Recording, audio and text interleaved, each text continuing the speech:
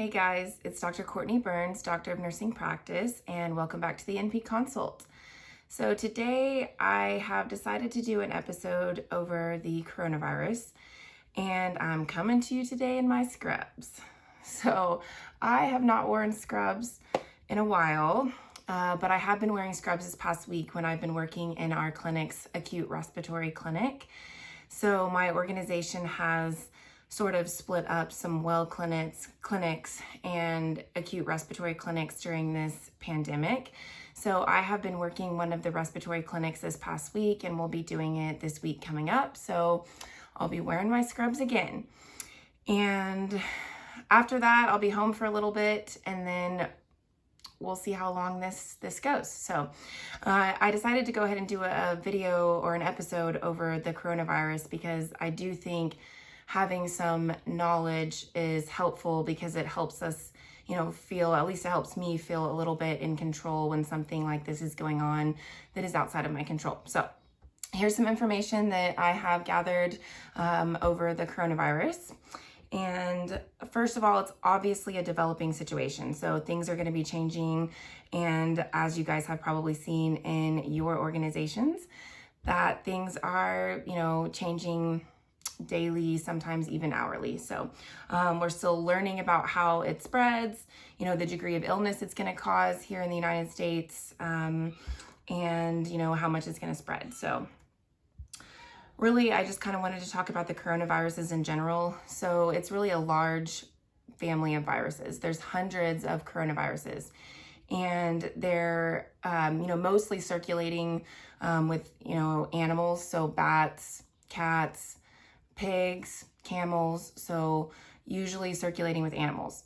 There are 7 coronaviruses that can cause disease in humans, and 4 of them just cause mild symptoms, so mostly upper respiratory symptoms like the common cold. And I have wrote down those 4 just in case, some people out there want to know what 4 of coronaviruses those are. And it is the 229E, the OC43, NL63, and HKU1. So those are the 4 mild ones. And then there are 3 serious ones. And really, these 3 serious, viruses have actually come out really just in the past, in the 21st century. So, 3 times in the 21st century, these coronaviruses have caused outbreaks, and that would be SARS, MERS, and then now COVID-19. So, COVID-19 has actually, surpassed the numbers that was caused by SARS, in the first 2 months. So in the first 2 months of COVID-19, it did surpass the numbers of SARS. And then those 3 serious ones again are SARS, which was around from 2002 to 2004. And then we have MERS, which was 2012, and it can still be found circulating in some camels. And then COVID-19, so which is caused by SARS-CoV-2. So we have the severe acute respiratory syndrome and Middle Eastern respiratory syndrome. And really, evidence is suggesting that most of these serious coronaviruses are, originated in bats, and the SARS-CoV original outbreak did pass along from bats to civets, and then from those civets to people. And then the MERS virus did go from bats to camels, and then from camels to people. And right now, scientists are still researching this SARS-CoV-2 to see exactly, to determine how it spread to people. The pandemic, this, outbreak did start in China in the, in the Hubei province, so in the, in Wuhan. It started in late 2019 and has spread all throughout China, and then at least 146 other countries have been affected by this.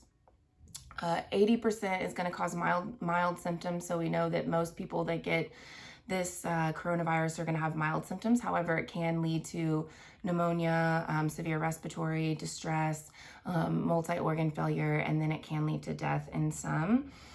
And the global impact of this virus is actually pretty profound. And the last time that there was, a serious public health, threat of this seriousness was the 1918 H1N1 influenza Spanish flu pandemic. And this has had rapid global spread, obviously. The first case in the United States was actually found in January 11th, 2020. That was when the first people tested positive in the United States. And it's been predicted that this virus, if we did absolutely nothing for this virus and didn't do any interventions, that the peak of mortality from the virus would happen in about approximately 3 months. And about 81% of the US population would be infected by the virus, and we would have approximately 2.2 million deaths related to this pandemic, and that would be in the United States alone. The critical care bed capacity would be exceeded as early as the second week in April if we didn't do anything to intervene. And the eventual bed demand, for this virus is 30 times greater than our maximum supply. So obviously it is going to overwhelm or can overwhelm the healthcare system if we don't do something.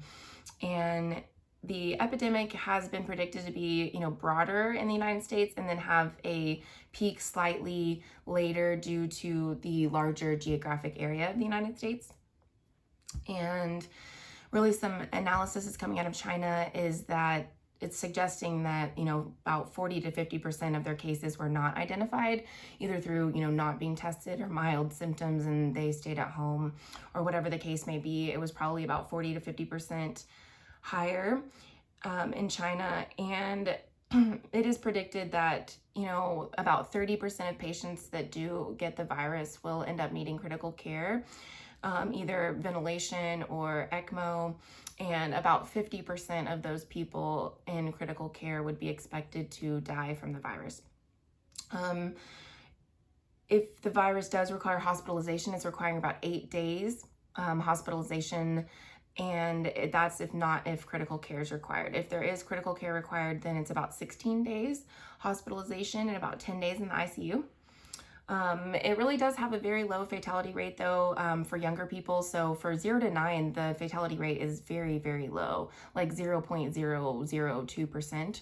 And then it does go up obviously as the patient ages. It really goes substantially up as the patient gets 60 years and older. So patients that are 60 to 69, the fatality rate is about 2.2%. And for patients that are 70 to 79, the fatality rate does go up to about 5.1%. And then patients that are 80 plus, their fatality rate does jump up to about 9.3%. And it is important to note that that's not 100%. So it doesn't mean that patients, in those age ranges, are going to pass away if they get the virus. It just means that they do have a higher risk and a higher fatality.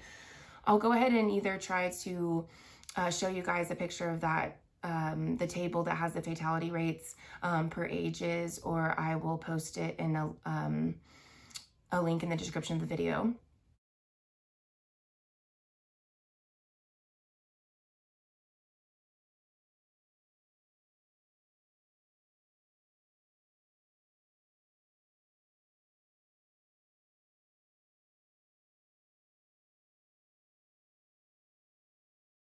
Either way. And so transmission is likely community spread in most areas now, which community spread means that there's really unknown source of where the virus came from. So it cannot really be, tracked to any one person or travel. And this virus is going to spread from person to person through close contact. So within, being within 6 feet of people. So that is why we are trying to get people to, social distance themselves. And it's spread through respiratory droplets. So it's going to be, through an infected person's cough or sneeze, and that droplets can go out to about 6 feet. So that's why, the close contact is 6 feet or less. And the droplets, land in the mouth or the nose of people that are in close contact. And sometimes it can be possibly inhaled in the lungs.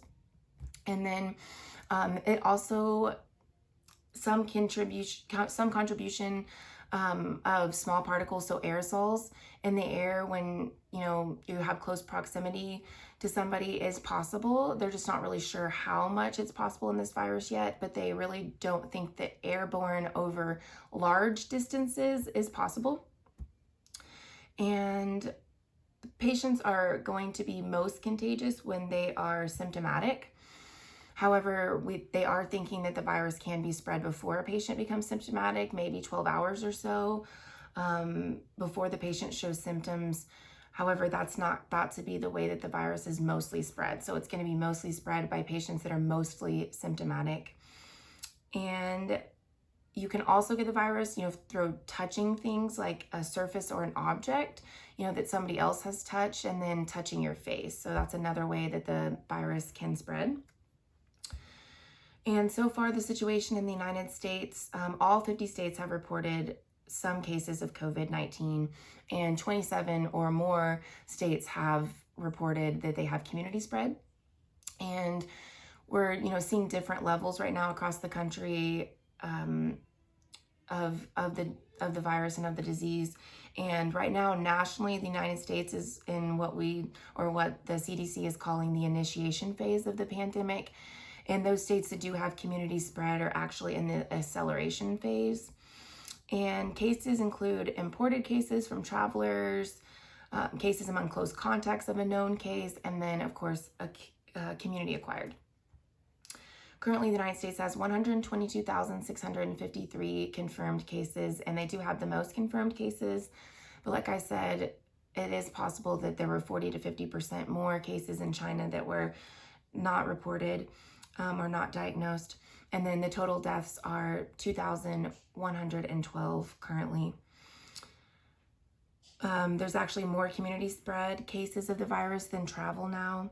And the states that are affected most are New York, New Jersey, California, Florida, Texas, Louisiana, Washington, Colorado, Illinois, Georgia, Michigan, and then some of those states that are up in the Northeast. So symptoms, what we're looking for with patients that have COVID-19, they're going to range anywhere from mild illness to severe illness and death. And symptoms are going to appear somewhere between 2 and 14 days. So after exposure, and that's based off the incubation period of MERS coronavirus. And the mean or average day that they're thinking that patients would become symptomatic after exposure is 5.2 days. And symptoms include fever, which fever can be subjective, or they can have fever in the office in front of you. It includes cough, shortness of breath. Some patients have reported abdominal pain or GI symptoms and possibly loss of smell. And emergency symptoms would be trouble breathing, prolonged or persistent chest pain or pressure in the chest, new confusion or inability to arouse, or if they have, bluish lips or bluish face, those would be emergency symptoms and should go to the hospital. Most people will be able to call your doctor ahead of time though and find out what you should do, because they are probably offering some type of virtual medicine or telemedicine, and that way you can just call ahead before going in. And that way they can triage you appropriately, or triage the patients appropriately. So really just encourage your patients to call before coming in. And testing. So testing has been somewhat of a frustrating thing, especially, for people in healthcare, also for people, out there in the general public. So right now, apparently there's not enough supplies to be testing everybody. So whether that's lack of reagent or lack of the swabs, or that's labs being overwhelmed. Either way, there is a shortage right now, and we cannot test everybody that has symptoms. And so that's been frustrating for me, working around patients that are, possibly have it, and trying to figure out, who to test and who not to test, because there's patients that I would have liked to have tested but didn't necessarily meet the criteria, or whatever the case. But either way, testing is a respiratory specimen either through a nasopharyngeal swab, which is an upper respiratory sample, or you can get lower respiratory samples, especially talking about people that are in the hospital, through their sputum, and that's if their cough is productive. And clinicians should use their judgment to determine if patients have signs or symptoms and if they need to be tested. However, again, because of the shortage of supplies right now, which hopefully will get better, and hopefully it'll get better very soon, we really have to prioritize patients. And those patients that we're prioritizing for testing are patients that are really 60 or 65 and older, because they do have a higher risk based on those fatality rates we talked about. Also, patients that have comorbid conditions, so patients that have heart disease or diabetes, maybe they have a severe obesity, so BMI greater than 40, and they might be immunosuppressed, so patients that are on medications that are immunosuppressing. So not all patients with an autoimmune disorder are going to be at higher risk, but some patients with an autoimmune disorder may be at higher risk if they do have a lower immune system, or if they're on medications that lower the immune system. And healthcare workers with an exposure are also going to be at a are also going to be included in the guidelines for testing. And those patients right now in a lot of areas, because we're also going off of state health departments guidelines and not just the CDC guidelines. In some areas, in my place included, they're wanting patients to have a known exposure before we do testing currently. And like I said, hopefully some of this will change, but this is currently, and we know that those patients that have those conditions are going to be more higher risk, so they're going to be, more higher priority. And those reasons were reasons that I discussed back in the influenza video, which was episode number 1 of the NP Consult. It's going to worsen those conditions and, possibly cause some of those, organ failures, which can lead to death. So that's why those patients are more at risk. And strongly encouraged to test for other respiratory conditions like influenza. So we really want to test for those things first. And then you don't have to do like the full respiratory panel, but at least check them for influenza. And mildly ill patients should stay at home and can mostly treat themselves at home. They can contact their provider by phone for guidance. And if you are in one of those high-risk groups, then we're asking those patients to call maybe sooner to their doctor than other patients, but they can still call. And testing was really, the CDC did make a test, and it was approved through emergency use authorization of an in vitro diagnostic testing. So that was for detection of COVID-19 or of the virus SARS-CoV-2 that is causing COVID-19. And so it really, going through that emergency authorization, that in vitro diagnostic testing really hasn't undergone the same review as other, by the FDA as other testing would, but it has been approved in this emergency situation. And it's been designed apparently to minimize false positives, but a patient could still apparently get a false positive, which we talked about again in the influenza video in episode number 1 of the NP Consult. And those false positives in this situation would actually, I guess, put people at risk of just not being able to work or being, quarantined for no reason. But a negative test result really doesn't necessarily mean that you can completely rule out COVID-19. So you really have got to use your skills as a clinician and, base treatment and management off of patient symptoms, possible exposure, and not just based off a negative or positive test. And for healthcare professionals, though, testing may be considered if there's been an exposure to a person without really a confirmed lab of COVID-19, and that's just because of their direct contact with patients and, could direct contact with some high-risk patients. And again, that close contact is being within 6 feet for a prolonged period of time.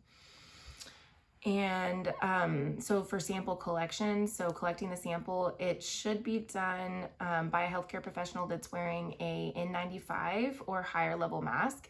If that's not available, then at least a face mask should be available or should be worn, but an N95 is preferred if you're testing the patient.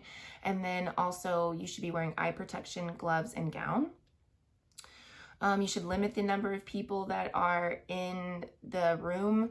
It should just be the healthcare professional that is testing the patient and the patient, so there should be no visitors that's inside the room when the sample collection is going on. Also, it can be in a normal exam room with the door closed, and the room should be disinfected promptly. Again, there's been lots of talks about the shortage of PPE, and I don't really have much to add to that other than the fact that obviously I hope we don't run out of PPE. And there is CDC guidelines of, to kind of guide what is going to happen, if you're out of certain personal protective equipment. So for infection control, which is obviously important in this situation, we want to limit, isolate, protect, and minimize. So we want to limit how the virus can enter our facilities. So we're going to be doing a lot of virtual medicine or telemedicine, canceling elective procedures, basically limiting points of entry into your clinic, screening patients with symptoms. So doing a lot of triaging, limiting visitors, rescheduling patients if you can. So definitely rescheduling wellness visits if possible. There is some different guidelines for rescheduling wellness visits of children because it's most important to get those kids that are 24 months and younger. However, other wellness visits could potentially be, rescheduled to a later time. You just want to go ahead and check those guidelines from the CDC regarding children, and then have the patients call to discuss their symptoms before coming in, which is important so you can triage them appropriately. And like I said, my facility is doing great to offer virtual visits and telemedicine visits, and I've been doing that as well as seeing the respiratory patients over at the respiratory clinic. So it's been nice to be able to still see my regular patients, but not actually have to see them face to face. So hopefully everyone's organization is getting on board with that. And then isolate patients that are symptomatic as soon as possible, which again, that's why my clinic is or why my organization is having some well clinics and respiratory clinics, acute respiratory clinics. And then you want to protect your healthcare professionals or personnel as much as possible. So hand hygiene is very important. Barriers to limiting contact with patients, especially those procedures that might end up, having contact with their respiratory droplets, and then limit the number of staff providing care to these patients. And then obviously implement PPE optimization strategies to best extend supplies. And then minimize your chance of exposure. That's the last thing about the infection control. So minimize chance of exposure. You should have dedicated equipment in the room, and it should be wiped off promptly. You should have, the least amount of time of exposure in the room as possible. Keep the doors closed, and then use those filtering face piece respirators. And they should be worn throughout the period of exposure. So that is how they're best used, is wearing throughout the period of exposure. So returning for work right now, for patients, whether or not, if we haven't, been able to test these patients, because right now testing is limited in some areas, patients should have, 72 hours or 3 days without fever, and then at least 7 days after their symptoms started. And then for healthcare workers, there is a test-based strategy, which includes, patients that have been tested, they should be excluded from work until they have no more fever and their symptoms are improving, and then they've had 2 negative tests at least 24 hours apart. And then the non-test-based strategy would be having the at least 3 days or 72 hours without fever and improvement of symptoms, and then at least 7 days since your symptoms started. And then when healthcare workers return to work, they should wear a face mask for 14 days after their symptoms started, and should not take care of patients that are at higher risk 14 days after their symptoms started. So some non-pharmacological treatment that I've found out there for COVID-19 would be case isolation in home. Case isolation in the home is really patients that are isolating themselves and hopefully isolating themselves mostly away from other family members. And then we have voluntary quarantine. Voluntary quarantine is where the patient is going to be case isolation at home, and then other family members in the household are going to do voluntary quarantine for 14 days after their exposure. And then social distancing of those over 70 years old, and social distancing of an entire population, and then closures of schools and universities. So those are some non-pharmacological treatments. And basically there's a couple of different strategies when it comes to dealing with a pandemic. And one strategy is called suppression. And suppression of the pandemic is really to reduce the numbers so low that there's no human-to-human transmission at all. And it's been eliminated. It would have to remain in place, though, for as long as the virus is in circulation, or until we have an effective vaccine. So that's really what suppression techniques are, is completely suppressing everything until the virus is no longer in circulation or we have an effective vaccine. And then we have mitigation efforts. Mitigation efforts would be, the aim is reducing the impact of the epidemic and flattening the curve. So basically reducing the peak in overall deaths, not to interrupt transmission completely, so there still might be some transmission, but it's to flatten the curve, reduce the peak in overall deaths, and the other population can kind of start to build immunity through the pandemic, leading to eventual decline. So those are two separate ways to treat the pandemic, and countries are going to be choosing different ways right now that they are reacting to the pandemic, and if they're going to be using suppression or mitigation efforts, which obviously suppression efforts are difficult and they're going to be more long-term and have a pretty significant impact on the financial aspects of the country.